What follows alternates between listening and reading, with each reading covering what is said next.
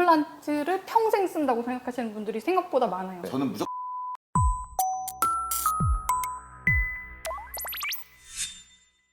안녕하세요. 덴탈 프렌즈입니다. 오늘은 여러분들이 가끔 되게 착각하시는 게 있더라고요. 많은 분들이 착각할 수 있는데 임플란트를 평생 쓴다고 생각하시는 분들이 생각보다 많아요. 평생 써요. 근데 관리를 못하면 못 쓰잖아요. 제가 해주면 평생 씁니다. It's the one and only Eagle Double G.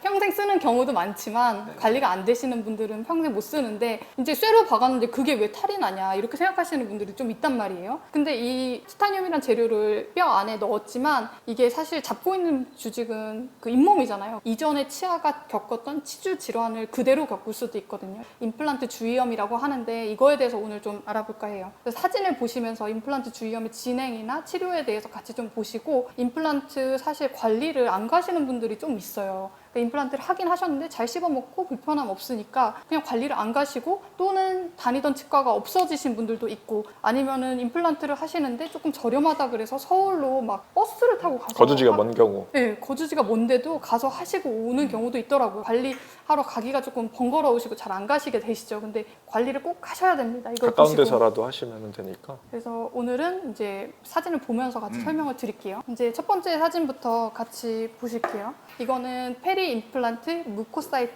이렇게 써져 있는데 임플란트 주위에 점막에 염증이 생긴 거예요. 치아로 얘기하면 치은염, 잇몸 염증 이렇게 얘기할 수 있는데 보기에도 약간 티가 나는 게 조금 더 빨개 보이는 상황이 있죠. 여기 다음 사진 보시면 부은 게 보여요. 임플란트 주위로 잇몸이 탱탱하게 부어있는. 근데 이거를 보고 맨날 잇몸 보니까 이게 잇몸이 부었다, 빨갛다라는 걸 알잖아. 맞아요. 근데 이게 정확하게 모르실 수 있어서 설명을 드리자면 원래는 여기에 잇몸 자체가 탁 붙어 있는 느낌이 나야 돼. 근데 여기 가운데 여기 보시면 약간 불룩하게 되어 있는 부분 보이죠? 이건 약간 염증 때문에 좀 부은 거거든요. 그리고 색상도 원래는 핑크빛 잇몸이 건강한 잇몸이거든요. 그쵸. 약간 레디시해지면 염증이 있다고 봐야 역시 되는 영어 거예요. 잘하네요. 레디시. 역시 그래서 그 장난 아니네요. 네, 다음으로 보시면 피가 날 수 있어요. 빨리 피가. 넘어가네요. 네, 빨리 넘어가세요. 치주질환 영상에서 보여드렸던 그 탐침기가 있거든요. 프루브라고 그 잇몸 주머니 깊이를 재는 건데 네. 임플란트 주위의 깊이도 재요. 근데 여기 보시면 지금 들어간 게 거의 1mm 정도밖에 안 들어갔고 더 안 넣었을 수도 있지만 살짝 건드렸다는 거죠. 그래서 양치할 때도 피가 나고 치간 칫솔 했을 때도 피가 날 수 있는 게 전막염, 임플란트 주위 전막염이고 그리고 한 개가 더 체크하자면 여기 보면 앞에 여기 안 닦였죠? 치태가 엄청 많네요. 그러니까 네. 염증이 생겼겠죠. 그러니까 청소가 잘 안 됐죠. 음식물이 좀 끼지 않았을까요? 그러니까. 그렇죠. 그 다음 음식물 사진도 좀 많네요. 음식물이 많이 꼈네요.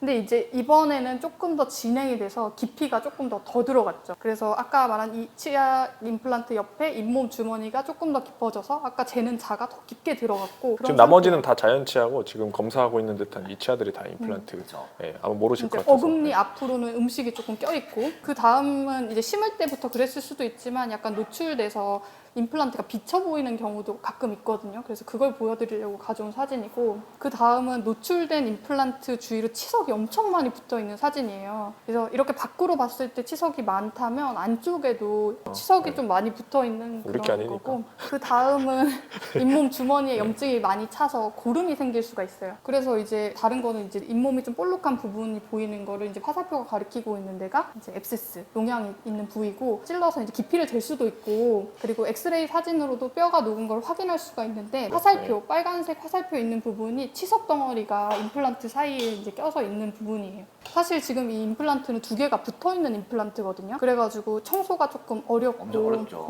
이 부분은 청소를 잘 하시는 분들이 조금 드물 정도로 청소가 어려워서 치료가 잘 치석이 많이 됐네요. 이게 그래도. 진짜 그래도 하는 게 아까운 게 이건 스트라우만이거든요. 스트라우만인데 엄청 비싼 걸 한 거예요. 엄청 비싼 걸 박아놓고 관리 안 하는 거지. 그럼. 치간 칫솔 같은 걸로 저런 데는 관리를 하면 그리고 다른 방법이 별로 없을 것 같은데요? 치간 그 칫솔 말고. 워터픽. 워터픽? 그거 있잖아요. 치간 보철물용 칫솔 하고 치실, 워터픽 털실 하고. 달려있고 앞에 좀 네. 그 뭐라 그러죠? 슈퍼플러스. 슈퍼플러스. 슈퍼플러스. 약국이나 뭐 인터넷이나 슈퍼플러스라고 보시면 하실 수 있을까요? 끝은 진짜? 이렇게 어려워. 진짜 잘해야 돼. 네. 나중에 네. 사진이 나오거든요. 전 제가 해드려요. 그 다음은 이제 이거를 노출시킨 사진을 보여드리는데 뼈가 이제 없어진 그림이죠. 좀 징그럽다고 생각하실 분들도 좀 있을 그죠, 것 뼈에 같아요. 묻혀 있어야 되는데 좀 드러나 있는. 아니야. 염증을 다 긁어낸 것 같아요. 네, 열어보니까 맞아, 좀 맞아. 이상해서. 그 나사산 사이에 아직도 조금 껴있는 그런 느낌이 나고 거의 다음으로 이제 뽑는 거의 경우가 여러 개 생기죠. 임플란트가 동시에 이제 녹아 있는 사진이고 이제 엑스레이로 봤을 때 이제 심해지면 이렇게 동동 떠 있는 것처럼 뼈에 이제 끝만 살짝 닿아 있게 되는 경우도 있거든요. 그래서 이제 잘못이 되면 결국에는 빼게 되는데 뺀 임플란트를 보시면 고름이 조금 있고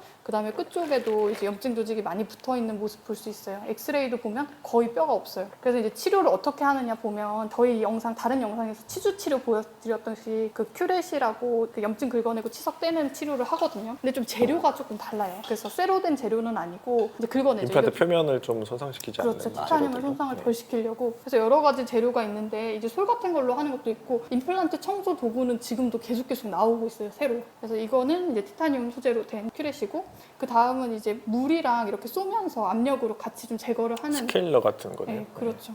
그 다음에는 약으로도 이제 전신적인 항생제, 그러니까 먹는 항생제는 고농도로 해야 되고 기간을 좀 길게 먹어야 하기 때문에 잘 많이는 안 하고요. 국소적으로 잇몸 주머니에 끼워 넣는 방식으로 좀 많이 하거든요. 그래서 그런 항생제를 넣는 모습이고 미노클린하고 이렇게 주사기처럼 돼가지고 이런 연고 같은 것도 있습니다. 네. 그래서 수술하는 모습 보여드리는데 이제 잇몸을 열고 아까 잇몸을 안 고도 할 수 있지만 더 어디, 심한 경우는 뒤로 가기 잇몸을 누르신 열죠. 거 아니죠? 아 이게 지금 저희는 별로 안 괜찮은데. 네, 제가 이게 아까 우리가 아무것도 네. 하는데 되게 깜짝깜짝 놀라시면서 맞아. 혐의거든 진짜 이거는. 그렇죠. 뼈를 본다는 것도 사실 무서운데 맞아. 근데 잇몸 열면 저래요. 네. 그리고 이제 그 다음은 열고 청소하고 뼈 이식까지 하고 잇몸 이제 덮고 이런 식으로 수술하는 거를 보여드렸어요. 이제 이렇게 뭐 이런 식으로 진행 시도를 단계가 좀 해보는 있거든요. 거죠. 이 하얗게 보이는 게 이제 뼈죠, 그죠? 그죠. 뼈 시한 거죠. 오해한다니까.